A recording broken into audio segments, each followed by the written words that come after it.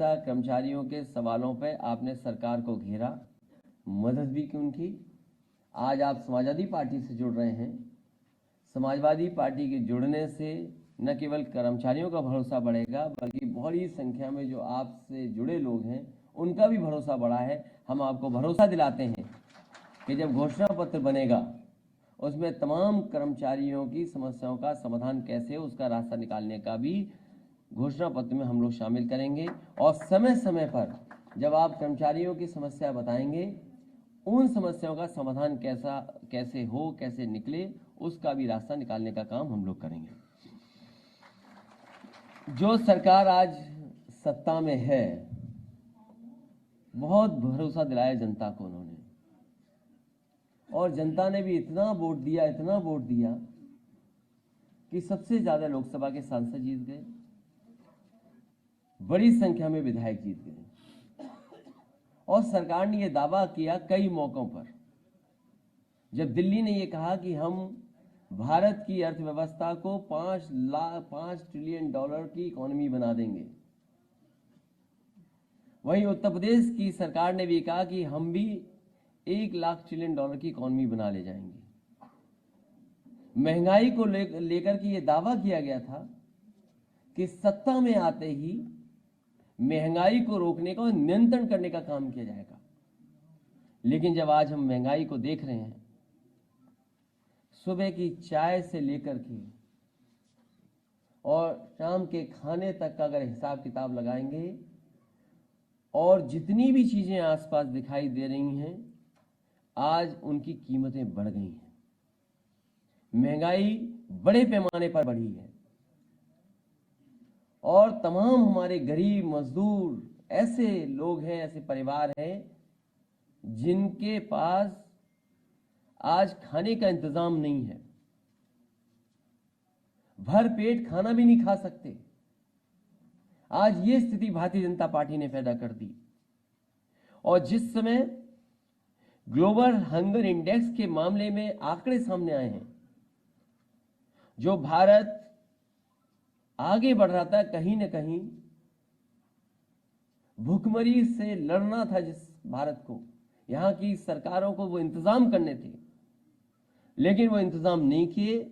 आज भारत पाकिस्तान, बांग्लादेश, नेपाल से भी पीछे छूट गया है। तो जो लोग सपना दिखा रहे थे 5 ट्रिलियन डॉलर इकोनॉमी का, उत्तर प्रदेश की सरकार 1 ट्रिलियन डॉलर इकोनॉमी का, और हमारे लोग भूखे सो जाएं, जो आने वाली पीढ़ी है उसके बारे में ये आंकड़े निकल करके आए कि सबसे कम वजन के बच्चे अगर कहीं है तो भारत में है, सबसे ज्यादा कुपोषित बच्चे अगर कहीं है तो उत्तर प्रदेश में है। ये आंकड़े अगर आए तो ये आंकड़े इसीलिए हैं कि भारतीय जनता पार्टी के लोग गलत रास्ते पे चल रहे हैं।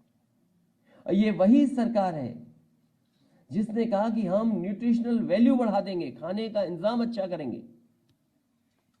जो लोग कहते हैं कि गरीबों को हम इतने बड़े पैमाने पे गेहूं, इतने बड़े पैमाने पे हम चावल दे रहे हैं,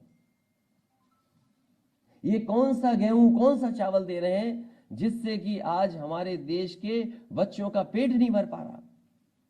मुझे याद है जब समाजवादी सरकार थी तो बच्चों को हफ्ते में 1 दिन दूध देने का इंतजाम किया जाता था।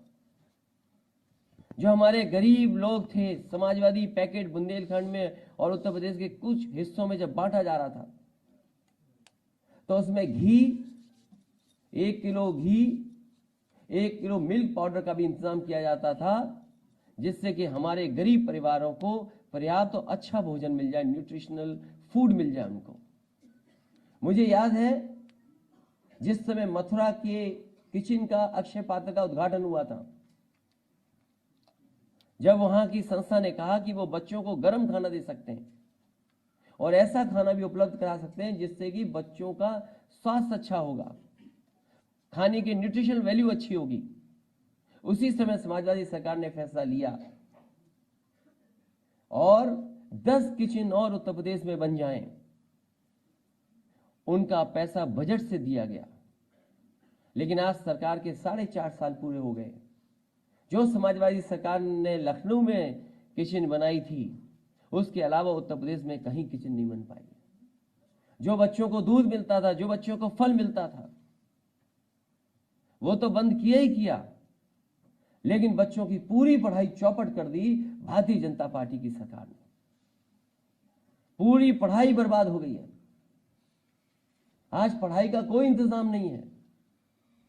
अगर बच्चों का भविष्य ना अच्छा हो और फिर जो नौजवान पढ़ लिख ले उसकी भविष्य की चिंता ना हो, तो ये सरकार में कैसे रह सकते हैं? इन्होंने हर वर्ग के लोगों को धोखा दिया है। ये नारों में, विज्ञापन में तो अच्छे लगते हैं, और आपने ठीक कहा, ये नौकरियां केवल प्रचार के लिए हैं। सच्चाई में नौकरी नहीं मिली। न केवल उत्तर प्रदेश ने धोखा दिया यहां के नौजवानों को, बल्कि दिल्ली की सरकार ने भी धोखा दिया। मुझे याद है, इसी सरकार ने कहा था कि हम 1 करोड़ लोगों को रोजगार और नौकरी दे रहे हैं, और उस समय प्रधानमंत्री जी से उद्घाटन कराया गया था। उस समय भी सूची मांगी थी। आज भी मैं सरकार से सूची मांगता हूं कि जिन करोड़ लोगों को आपने रोजगार, नौकरी देने का काम किया है और सरकारी नौकरी दी, कम से कम सूची तो दिखाएं। वो आंकड़े कहां है, वो सूचियां कहां है, किन लोगों को नौकरी दे दी आपने?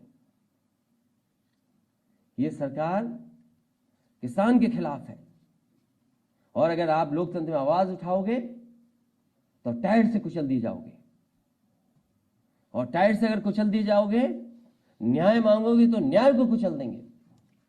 इसलिए मैं आप सब साथियों को धन्यवाद देता हूं कि आप सब निकल पड़े हैं इस देश का संविधान बचाने के लिए, कानून को बचाने के लिए और किसान को बचाने के लिए। किसान जो हमारा पेट भरता है, जो हमें कपड़े देता है, हमारी अर्थव्यवस्था को बचाता है। अन्न उत्सव मनाते हैं, अन्नदाता हमारा, और उसका इतना अपमान, उसे आतंकवादी कह देना, उसे मवाली कह देना, और आज तक गन्ने का बकाया नहीं दे पाई सरकार। अभी भी गन्ने का बकाया है। बिजली कितनी महंगी हो गई। अभी त्योहार मन गया, लेकिन बिजली का संकट रहा, बिजली नहीं उपलब्ध करा पाए। कहने को, दावा करने को तो कहने लगे कि हम पर यूनिट 70 रुपए की बिजली खरीद रहे हैं, लेकिन आपने मुनाफा किसको पहुंचा दिया? अगर आपने सही समय पे कोयले का इंतजाम किया होता तो शायद उत्तर प्रदेश के लोगों को त्योहार पे भी बिजली मिल जाती। त्योहार पे भी ये बिजली नहीं दे पाए। इसलिए इस सरकार को हटाने के लिए, और सरकार के पास है ही क्या, नाम बदलना, नाम बदलना सरकार को, नाम बदलना, रंग बदलना, नेम प्लेट बदलवाना, स्टूल पर बैठवाना, होर्डिंग लगवाना, गंगा जल छिड़कवाना, कार पलटवाना, फोटो हटवाना, गड्ढों की जगह जेब भरना, और अकेले में 3x660 super critical thermal plant की बोलने की प्रैक्टिस करना। और जैसे औरों के नाम बदले गए हैं, जैसे औरों के नाम बदले गए हैं, हो सकता है आसानी के लिए प्लांट का भी नाम कमल प्लांट कर दिया जाए। थर्मल प्लांट की जगह कमल प्लांट नाम रख दिया जाए।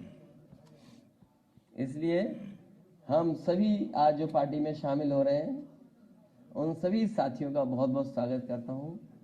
आपके आने से न केवल मनोबल बढ़ा है, समीकरण जो हिसाब किताब लगाती है सरकार, और जो तमाम सर्वे और सर्वेक्षण होते हैं, इसलिए समाजवादी पार्टी अब निकल पड़ी है सरकार बनाने के लिए। और जनता नाराज इतनी है कि जिस तरीके से इन्होंने महंगाई बढ़ाई है, ये सिलेंडर पे बात नहीं कर रहे हैं, लखनऊ में 100 से पार हो गया पेट्रोल की नहीं हो गया?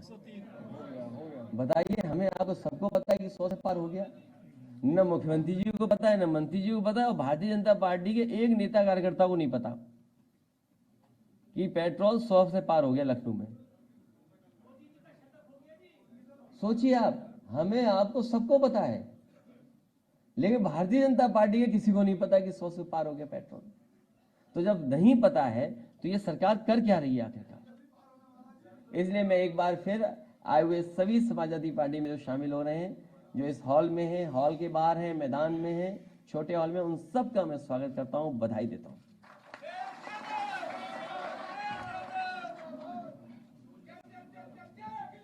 अभी नारे मत लगाइए, सभी से हमारा निवेदन है कि नारे न लगाएं। अगर कोई पूछना है तो पूछ सकते हैं, नहीं तो फिर हम चलें। अभी एक गाना लॉन्च होना है, शायद हो गया ना। विधानसभा उपाध्यक्ष पद पे आज मंत्री ने बोला है कि समाजवादी पार्टी प्रत्याशी नहीं दे पाई है।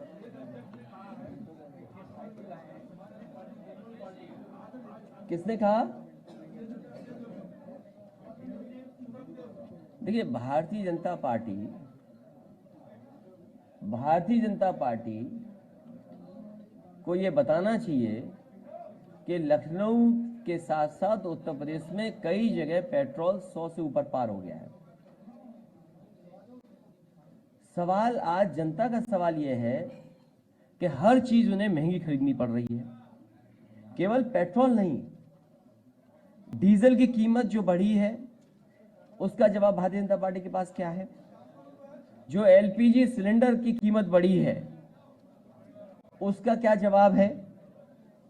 जो सरसों का तेल, मैं अभी बुंदेलखंड गया था और मैं बुंदेलखंड के किसान भाइयों को और वहां के नौजवानों को कह के आया हूं कि हर जिले में मंडी बनी थी। जब से 3 काले कानून आ गए हैं भारत सरकार के, मंडियां रोक दी गई हैं, मंडियों का काम रोक दिया गया है, उनका निर्माण नहीं हो रहा है।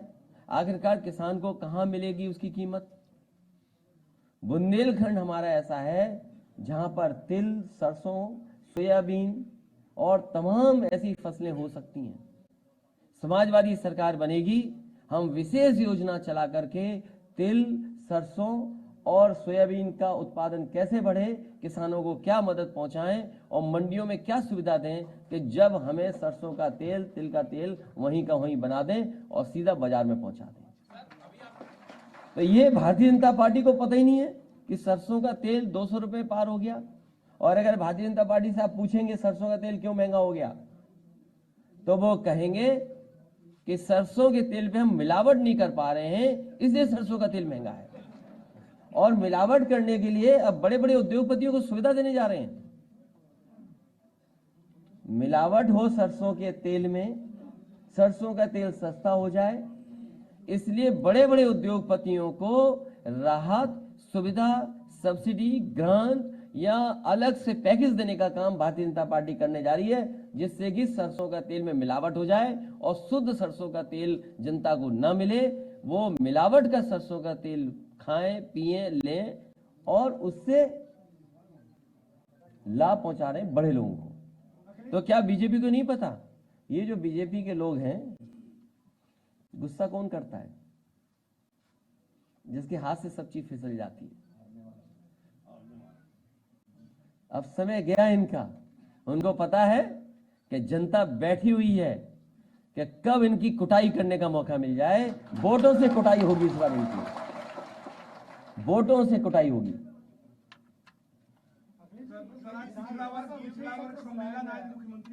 किसका सम्मेलन कर रहे हैं? वहां गए थे, उन्होंने वो खुद ही पिछड़े नहीं है? पिछड़ों के लिए वो क्या खुद पिछड़े हैं क्या? कौन? आउटसोर्सिंग के लिए सर आप बताइए। नहीं, तो वो जो आप मांग कर रहे हैं लगातार ये ये आउटसोर्सिंग अगर चलती रही और जिस तरीके से अभी इशारा किया आपने, ईस्ट इंडिया कंपनी का इशारा दिया, एक कानून ने जो कंपनी व्यापार करने आई थी उसको सरकार बना दिया था। और भारतीय जनता पार्टी के लोग सरकार में बैठ करके सरकारी कंपनियों को धीमे धीमे बेच करके पूरी कंपनी बना देंगे सरकार को। और एक दिन देखना आप, ये सरकार से हट करके सरकार को भी आउटसोर्स करके चले जाएंगे। है? क्या चीज?